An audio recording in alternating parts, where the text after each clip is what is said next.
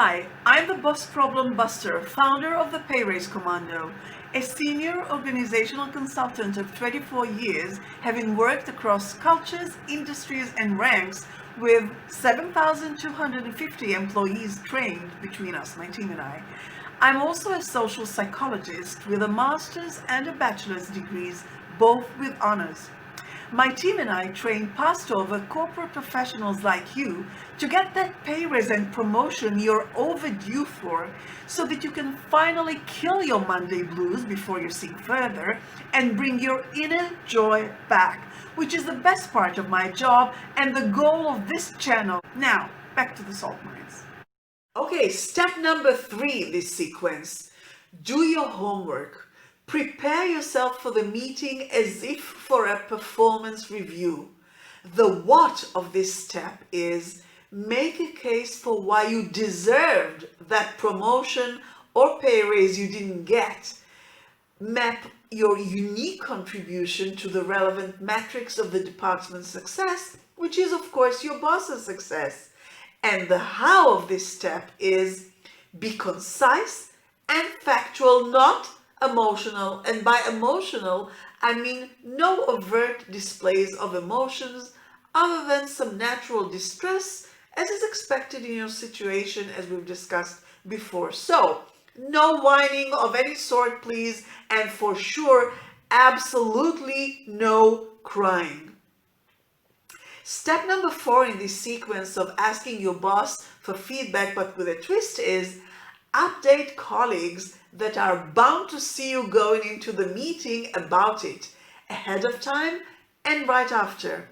This way you can be ahead of the story, as it is called in PR, public relations, meaning you proactively move the narrative, i.e. you're taking control over what they think is going on between you and your boss, rather than allowing the grapevine to circulate unsubstantiated rumors that may not serve you.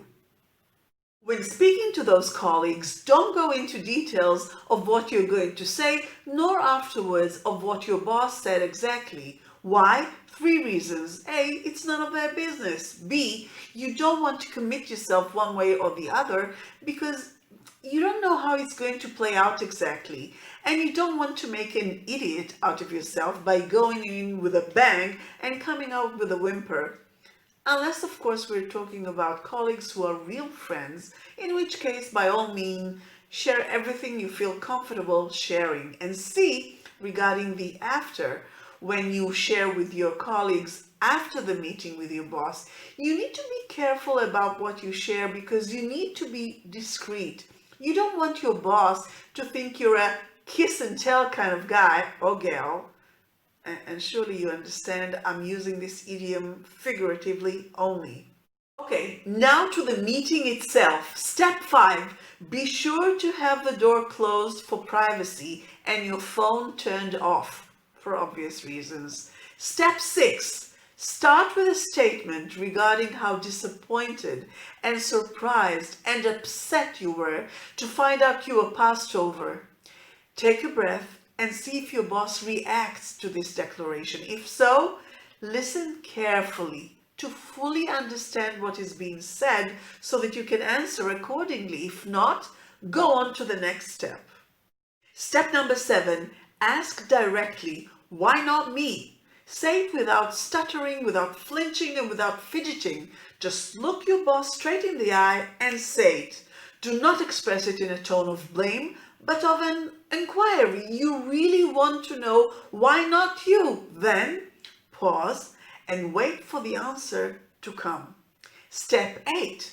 If the answer is, as probability suggests, meaning some bullshit, sweet-talking gibberish of how difficult it was to choose between you and the other guy or gal, and how wonderful you are, blah, blah, and or trying to divert from directly addressing the issue to blaming outside pressures from superiors, whatever it is, address it accordingly. Do not be afraid to show your boss you're not buying what he or she is saying, or that you disagree, or that you accept. All depending on what is being said. To do that, you must make sure you are truly listening.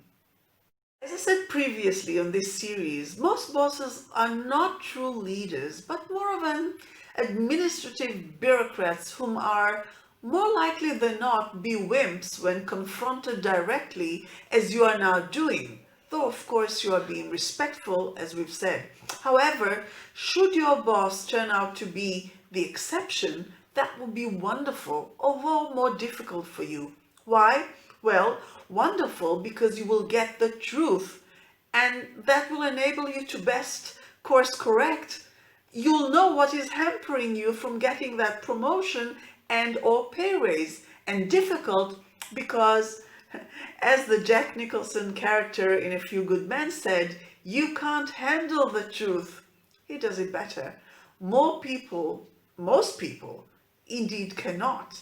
Make sure you can. It's the key to success. Step 9 out of 13. In either case, whether your boss gives you concrete answers or bullshit answers, state clearly and directly and concisely that you really want that promotion and or pay raise, and then ask, step number 10, what do I have to do to get it the next time around? If you do it sincerely and respectfully, it will give your boss an opportunity to be a guide or a mentor to you, which he or she may like.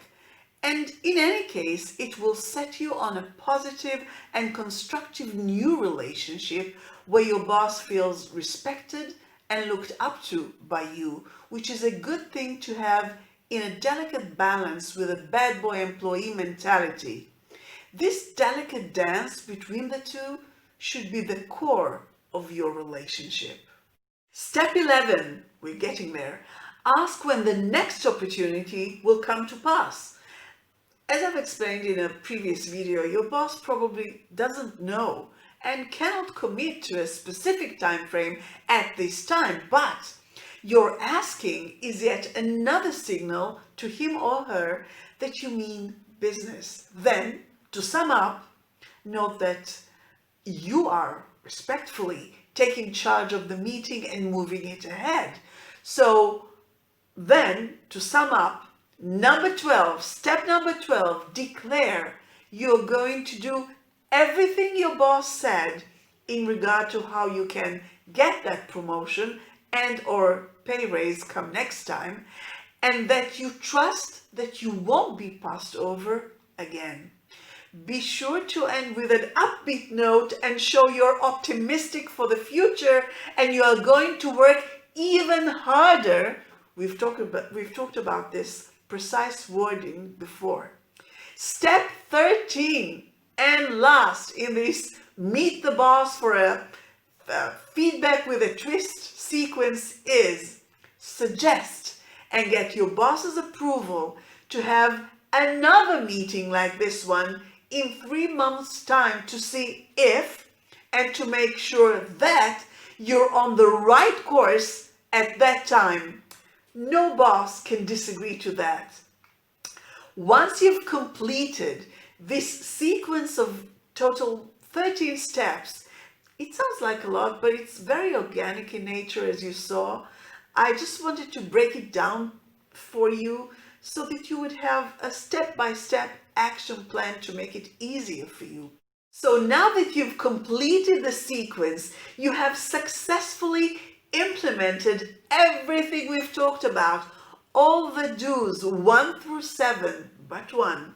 Number 8, the final one, which is a game changer regarding what to do after you've been passed over, and it will help us conclude this series with a bang.